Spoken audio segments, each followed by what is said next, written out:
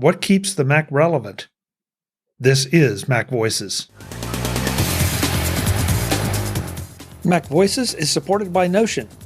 Do your most efficient work with Notion projects at notion.com/MacVoices.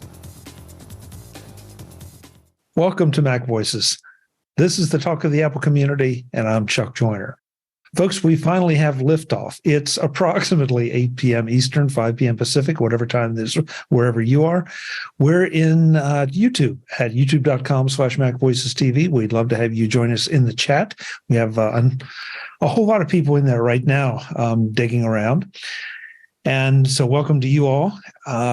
We have a lot to get to tonight, and we also have an extra large panel. So we're going to go around, find out who's here, and then we'll go for it.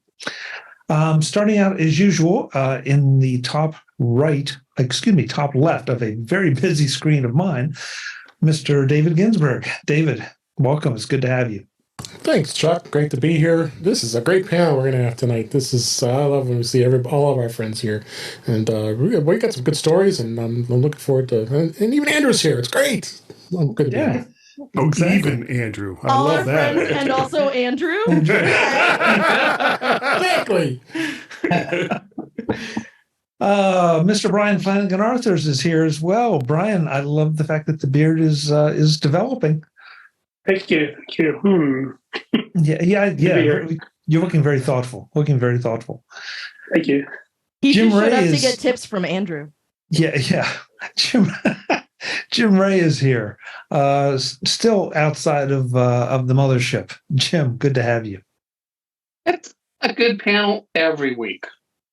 It is. I said that it is a good panel, but this is an extra large panel. This is just an extra big one. Yeah, This is a good large panel.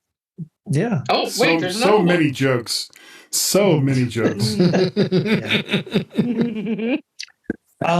So we found a long-lost wandering sheep in Andrew Orr and pulled him back.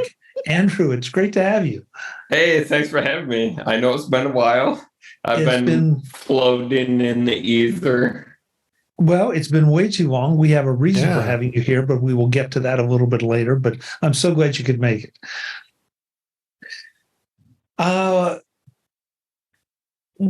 Eric Bolden is, at first we thought he was promoting Web Bixby, but it just turns out he's promoting the Webb Space Telescope. Eric, good to see you. Hi, nice to be here. Yeah. And one of the things that the Webb Telescope might be able to see is Brittany Smith's collection of Star Wars helmets. Brittany, good to have you. Good to be here, Chuck. You didn't know where I was going with that one, did you? Guy Serle is here. Hey, Chuck, how you doing tonight? Yeah. Talking grits. Yeah. And making me hungry. Jeff Gamet is here for his first appearance in his new digs. Jeff, right. It's great to see you, and it looks great. Oh, thank you. I can't wait to see how it all works out. It's right now it's an MVP for those of you that don't know, minimum viable product. And so it's evolving. This is the first video podcast that I've done in the new place. Nice. Yeah, Also, I thought MVP was most valuable panels. Right behind you there. Yes. Oh, yes. They are the most valuable panels. I do want to point out that that Webb Space Telescope and Webb Bixby do actually have a common link. They both look forward. Okay. But I want to write that down. Yeah. Write that down. Tumbleweeds. Oh. That's all right. You know, not everyone is prepared to take compliments, and it just takes a while for those to kind of settle in, and that's okay. It's like a gift that keeps on giving. Mm. Next, just like your commentary, Jeff. Yes. The man who sold his Ferrari and bought a telescope, but then put his name on it, Mr. Webb Bixby. Webb, it's good to have you. Good to have you. Thanks for having me again. I know it's a pretty full panel. Web spelled wrong. So the guy who did the telescope doesn't spell web right. So now, well, does that mean you get a refund? Yeah. Get some black duct tape, put it over there. So, yeah, the repainting is going to cost a fortune. Kelly Guimont has shown up. Same room, different angle, though, I do believe. Yeah, long story. We don't have time for it tonight. Okay, sort of like Jeff's background. Everything's changing. Mine's changing. So, yeah. Last but absolutely not least, sneaking in under the wire, Mr. Mark Fussio. Mark, great to have you. Hello, everyone. Good to be here. So, Mark kind of stole the thunder of the first story because we have an all-time high today in Apple stock that I wanted to bring up. I mean, I'm not sure what there is to say about it other than that they are dancing right at the top, at the edge of a $3 billion company. Trillion. Excuse me. Trillion. Pardon me. Yes. How could I get that confused? Billion. Oh, these paltry sums. Yeah, really. 3 billion in the break room couch there on Infinite Loop. I mean, it's just staggering. I'm kind of assuming that what we're seeing is reaction to the Vision Pro, as well as all the other dub announcements. But at the end of the day, whatever it is, it's really pushing it up nicely. All-time high. You can't beat that. Yeah. Mark, do you have any thoughts on anything else regarding that? As far as, what anything else that might be driving it, or is it just Apple enthusiasm right now? No, I think a lot of what's driving the market, especially in the NASDAQ index, they talk about, FANG, and they've expanded it to include Microsoft and others. They're really the very large cap tech stocks are really what's driving the market or the big NASDAQ index upward. So Apple certainly is part of that. And, I think there's good consensus about Apple going forward. And it's certainly reflected in price. We haven't seen a lot of tremendous volume recently, but I think there's a lot of, since the stock market does look forward, there's a lot of expectation about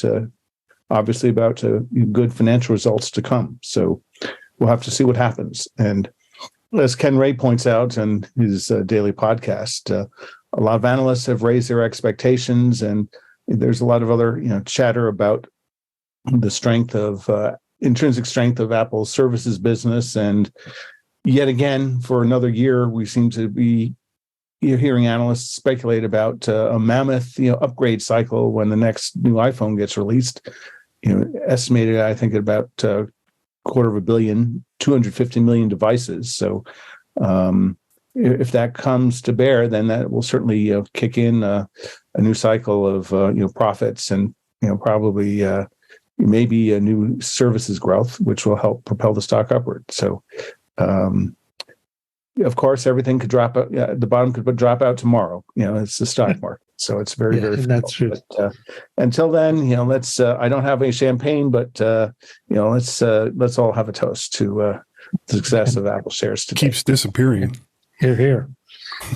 Well, but unfortunately, I was just going to add that in after-hours trading, Apple stock has dropped 6 cents a share. So it's bubble's over. It's gone.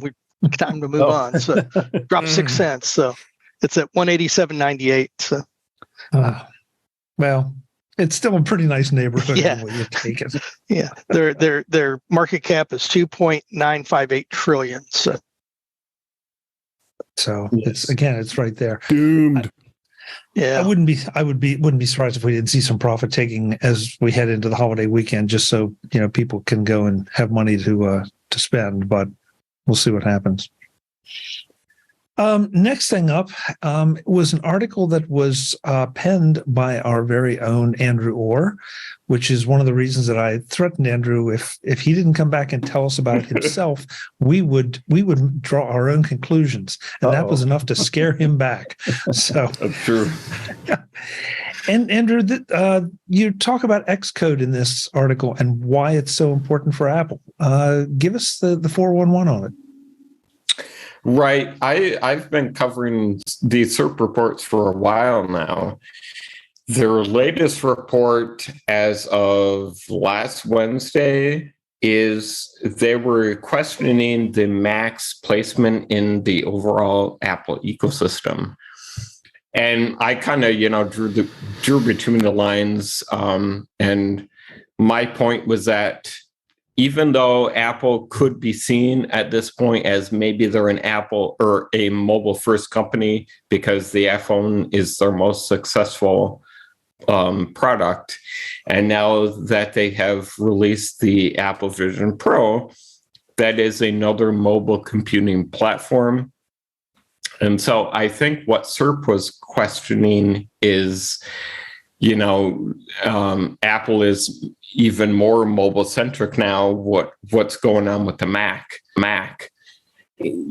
They raised a couple of points that, the Mac may not have as many sales as their mobile products like the iPhone and the iPad, but the Mac still remains a pretty crucial product in their ecosystem. And the point that I kind of drew out was that the Mac it shouldn't be seen as a platform just to create mobile apps, but it's kind of true that the Mac is important because it has Xcode. This is the platform that lets developers create these mobile apps for, their mobile platforms. But obviously it still has other strengths of its own. And I thought that was an important point to make from that, was just that the Mac is still, even though it doesn't get as many sales as the mobile products, it's still not threatened by them, at least for now, as I kind of tease at the end. So do you feel like, the Mac and Xcode therefore make themselves that important to the mobile platforms? Because we still haven't seen anything that lets developers develop on the mobile platforms. Right. That's what I was thinking. There is, Apple has expanded, what's it called? Swift Playgrounds on the iPad. So they can release some apps in that perspective, but they're still not as powerful as those using xCloud. Kelly? I think there's a lot of sort of categorizing going on with the Mac, particularly as the other platforms get more capable. It used to be really easy to see if you needed to do real computing work that you were going to need a computer, a Mac, whatever flavor it may take, whatever format it's in. If you have a portable or you don't, doesn't matter. You're going to need a computer to do real stuff. But now the exact same processor that's in that computer is in one of these. And that's a very different proposition for a lot of people. And I think part of what's making, we always got, the iPad is just for consumption, right? And I think that there's sort of some dismissal of the Mac in that way. And until there's something else, more appealing for that, I think mostly what this means is that the mobile platforms have sort of caught up and gotten more capable. You can't develop on it yet, but like a completely full on, Playgrounds is evolving, but it's still not. Greg isn't going to be writing the next version of drafts on an iPad, right? Those kinds of things. So I think there's some dismissal because the other things have gotten so much more capable and so much more feature parity. Sort of, it's kind of the thing that people get worked up about all the time. Like, I don't want my Mac to get more like iOS, when in reality, the thing that a lot of people are waiting for is the opposite. I want my iOS devices to do all the things my Mac can do, so that I have a plethora of devices from which to choose if I'm going to go do a thing. What's that thing? If I'm going to watch a movie, if I'm going to play a game, if I'm going to write an app, which size screen do I want to use for that? And I think that's part of what's going on with it, is it's more a testament to all the things that you can do with your other devices than it is, the Mac sort of falling by the wayside. Jim, I always turn to you because you're a resident developer. Do you agree with Andrew's assessment? Which is the assessment that Xcode is what keeps the Mac relevant? Is that what the debate is, or? That was one of the points I was making. Yeah. I think it's a point. Certainly Apple needs the Mac and Xcode just for its own employees. All of their work is done in it. I think, it's kind of a, was CERT saying that they thought the Mac was going to be irrelevant? It seemed like something that, like 10 years ago seemed more likely. And over the last few years has seemed, like it's the exact opposite. Apple's been pouring a huge amount of attention into the Mac platform. And,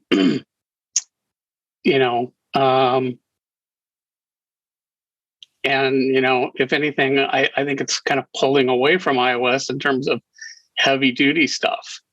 I don't think you're ever going to see serious development on an iOS platform. Look, they finally did come out with Final Cut for the iPad, but, it seems to me like I don't think too many, video editors are like, oh yeah, finally we can ditch our Macs. I don't think that's what's happening. It's just kind of showcasing that, yeah, the iPad really can't do these things that a Mac can do. And it's not just about the processor. It's about the operating system. Mm-hmm. A big part of it's the user interface, but there's also components about the operating system, that just the way they're architected. That's not to say that Apple couldn't change that down the line. And I periodically am like, why can't I run macOS on an iPad? I still think that makes sense and should happen sometime, even if it required that it could only be done if you had a pointing device attached. I still think that would be useful, and certainly the hardware now should support that. One would think, but the architecture of macOS is quite different than iOS, and it's great. Apple's if the Mac was a company by itself, I was saying like, well, it'd be huge, and it doesn't sell anywhere near the iPhone. Well, there's no product in the world that sells anywhere. We just had Apple just passed $3 trillion. I'm not even sure, are there any cars that, sell anywhere near what, I don't think there's any product. So, obviously, unless Apple's going to sell just one product, you could say the same thing about AirPods or, they don't sell near as many AirPods as they do iPhones. So, AirPods are irrelevant. They all add up, and the Mac is a huge component because it does, because of Xcode and because it does, all the development for all of these products are done on Macs, and I think that's going to continue. And as a Mac developer, it's been very exciting to see, the Mac seem like a kind of a backwater for a long time, but it doesn't feel that way anymore. They're pouring a lot of attention into the Mac as well. So it's interesting times. Today's MacVoices is supported by Notion. Do your most efficient work with Notion projects at notion.com/MacVoices.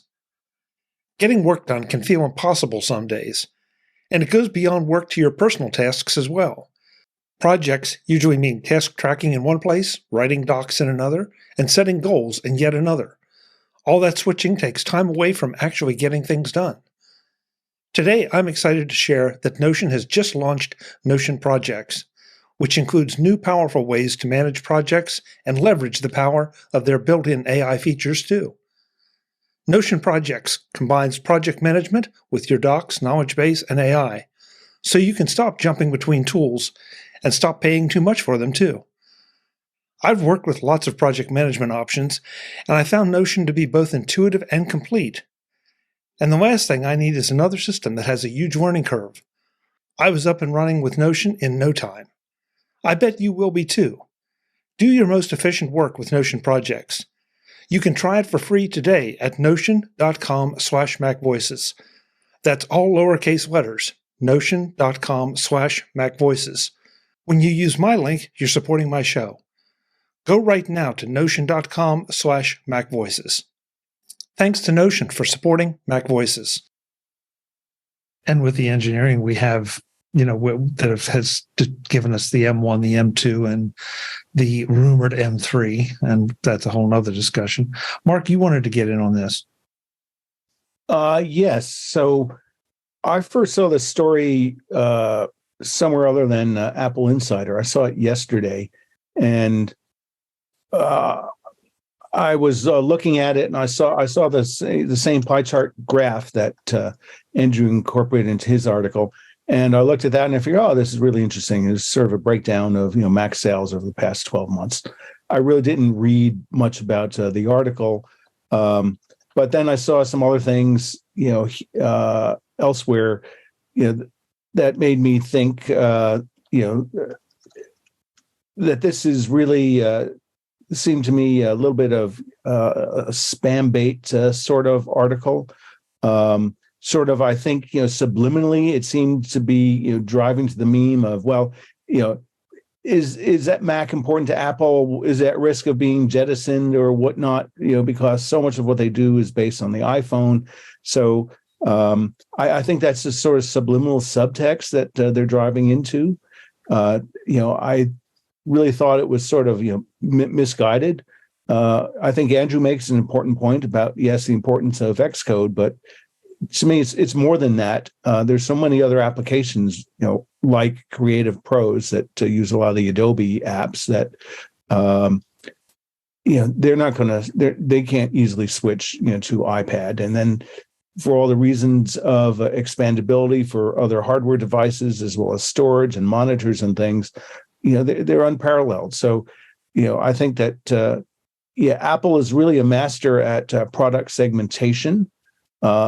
Sometimes they are not overly explicit about who they target certain devices for, but those devices resonate with their buyers. And I think in this case that, had the original article been something hot off the presses, insight into popular Mac sales over the past 12 months, I think would have gotten a much better response and would have been truly much more educationally useful than sort of stirring up this old tired debate of how important is the Mac to Apple versus iPad versus iPhone, which I think is just old noise, old paranoia, old bad dreams that should be dispensed with. Andrew, before we go to David, throw in your comment about that you have in our chat. I think that's important. So I mentioned in our chat, as far as I know, SERP, those charts that they add in their reports, I'm a subscriber to their reports. It sounds like they take surveys of Apple users, because in all of the charts that I've seen, they say something like data as of the last 12 months, for example. So they're taking, as far as surveys can be trusted for like legit data, it sounds like they are actually surveying Apple customers and getting their opinions on various things like what they think of the Mac. They've done reports like how many Android users have switched to iPhone and vice versa. So all these different variables. David? Yeah, I wanted to touch a little bit on the Mac itself. I mean, just my experiences working with the Macs, in business. The MacBook Pro and the MacBook Air are neck and neck. I mean, I think those two models I've seen big jumps as I think these numbers are really pretty valid. But with the Pro line of machines here, but you're also finding that the use of the Air now, especially with the 15-inch that just came out, I think that number. I mean, that number is big already, but I'm seeing that it could go even bigger. Both in the MacBook Pro line, you got the 14, the 16. Is there going to be a sweet spot where that's going to adjust? I'm curious to see where that goes. You go into the desktop side of things. There already was rumors about the iMac looking at a whole new clean update to it, potentially something really big. But that's interesting to see that there's 10% of the market there in this particular chart. And I agree with a lot of the comments here in our private chat about the Mac Mini. I am surprised that number is as small as it is, especially the fact when the M1 came out in 2020, that was a big push. And I know they had to have sold quite a few of those. But that's going back 3 years now. But now we have the M2, and now you have the M2 Pro, and then I think the Mac Studio is going to go. I think Mac Studio is going to take a little extra time. But then another thing I do agree with the fact is the Mac Pro. I am surprised about that number. Jim, you said it was a bit of an interesting number there to see that the Pro is that popular, being that it was sitting on Intel for all that time, and we just now have the M series in that line. But overall, I think these numbers look pretty solid, from my experience. Britt? I didn't really have that much to say. Sorry. All right. Well, I will let Ben in the chat room fill in for you, which is an interesting point. He says, I think not being completely beholden to the App Store gives the Mac an advantage that other Apple platforms don't have. That's a very, very unusual and different way of looking at it. Guy, you went in on this. Yeah, I think that this graph here is full of crap. I find it really, really hard to believe that the Mac Pro, the Intel Mac Pro, because this can't include the new M series Mac Pro, is outselling the Mac Mini by 300%. I find that very, very hard to believe. Now, the numbers on the MacBook Pro and MacBook Air, those could probably flip-flop, especially with the redesign of the MacBook Air, which to me, I think is really the sweet spot for the vast majority of people that are looking for a Mac. And the iMac, I don't think that the iMac is at 10%. I don't think there's really all that many people buying the current 24-inch iMac. I just don't see them around anywhere. But the Mac Mini, most of the people I talk to, they have either a MacBook Pro, MacBook Air, or a Mac Mini. And those are the numbers that I think are probably closer to reality than what's in this pie chart. I just can't believe that the Mac Mini isn't selling more than the iMac or the Mac Pro, especially with as many new users are coming to the Mac since the M series chips came out. And all of those people already have keyboards. All those people already have mice. This is not unlike when Apple switched over to Intel and a whole bunch of people said, you know what, I don't need to run Windows anymore because now I can use Boot Camp and run all of my Windows programs on the Mac. It's somewhat similar to that, except all of those same programs are now running native on Macs running M1, M2 Silicon. And I just don't believe these numbers. I think that it's just nonsense. And for anyone to even speculate that the Mac is becoming irrelevant in this day and age, just has to look at not so much the sales numbers, because Apple doesn't really release that anymore, but how much pure profit Apple is getting off of the Mac line. And yes, is it as big as iOS? Is it as big as iPhones? Is it as big as the iPad? Probably not. But it's still significant enough that they're not going to just abandon a market like that. And I think it's it's nonsense to even speculate that something like that is going to happen. I think that the Mac is more alive now than it has been probably since the original switch to Intel. The Intel line was getting old, and the M series chips have kind of breathed new life into the entire platform. Let's see. Kelly, I think, is next. When I look at this chart, which the only part of the report that I can see says this was over the previous 12 months, and that's all I can really see. It doesn't say what people wanted or what people were planning to buy or anything like that. But from an enterprise perspective, I'm a member of the Apple Consultants Network through my day job and deal with Apple computers and buying them all the time. And in fact, I placed orders today. And so, like, on the professional side, I agree with Guy that these numbers seem kind of iffy, only because most people's sort of default configuration, for us anyway, when we're ordering things for people, is a MacBook Air with 16 gigabytes of RAM just to future-proof them. Some people have other storage needs, but at a minimum, we never give people the 8 giggers.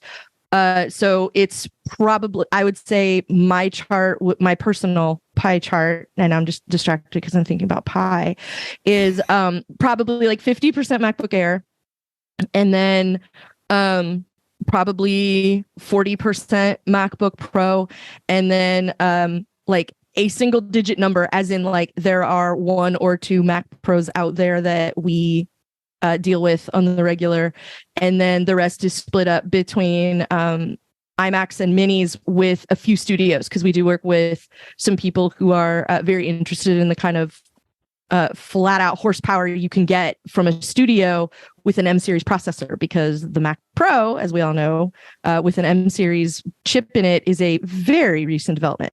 So nobody has their hands on one yet. We do have a fair number of iMacs because there are a lot of professional situations where it makes sense to only ever have the one piece with a screen. And then we have all the minis because we have a lot of places where we just need the computer, and we don't care if there's a screen, but we need there to be a computing unit that does a thing someplace.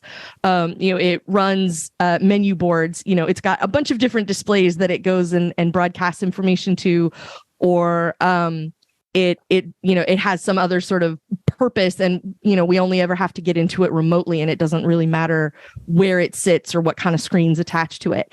So as a computing unit, the Mini is an awesome device in many, many different ways that we use it for. I have a lot of different ways that we've got those deployed through my day job. And then, so like, to me, these numbers also look iffy just from a professional standpoint. Like, that breakdown is a little bit odd, but I do agree that there's a lot more Apple stuff happening. Like, we still regularly convert people. I had a Windows machine, but it's time for me to upgrade and I don't want that anymore. Or, the entire organization is converting over to one thing or another. And we still do deal with Windows stuff, but there are some places where people are like, I have to upgrade my Windows machine, and then I get to upgrade my MacBook. And like, that seems to be, I started paying attention to how people talk about it. Like, all of our clients, it's, you have to upgrade the Windows machine, you get to upgrade the Mac. So I just think, I think it's interesting, mostly that there are so many Mac Pros in this chart, and so few Mac Studios. That makes no sense. Yeah, but it's still really nice to see that somebody's paying attention to that, and what people are doing with them. Because personally, looking at this as just we if it's Family Feud, right? We surveyed 100 Mac users, and here's what they told us, right? Like, the Mac Pro, that seems like a really high number. This MacVoices Live panel is back next time to talk about the rumors surrounding a 30-inch iMac. Does it make sense? That's next time on MacVoices. I'll see you then. As always, I'm Chuck Joyner. Thanks for watching. Visit MacVoices.com for show notes and to connect with Chuck on social media. Get involved in our Facebook group or like our Facebook page, and get more out of your Apple tech with MacVoices Magazine, free on Flipboard and on the web. And if you find value in it all, consider supporting us through either our Patreon campaign at patreon.com/MacVoices or by making a one-time donation via the PayPal link on our front page and in the show notes of each episode. You will join these fine people who help bring you Mac Voices.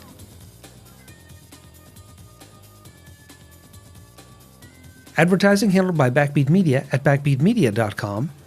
Bandwidth provided by CacheFly at cachefly.com.